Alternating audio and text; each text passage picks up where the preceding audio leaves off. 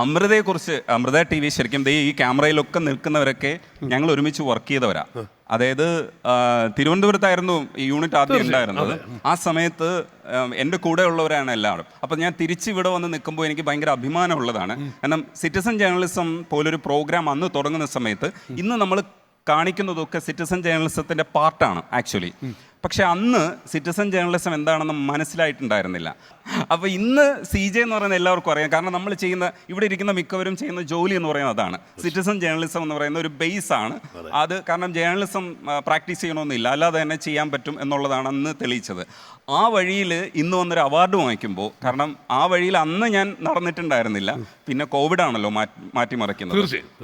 ഇവിടെ വന്ന് നിൽക്കുന്ന സമയത്ത് അതേ സ്ഥലത്ത് റിവേഴ്സ് തിരിച്ചു വന്നില്ല. അതെ അതെ അതെ, അതാണ് സർക്കിൾ ഓഫ് കർമ്മയാണ്. അതെ.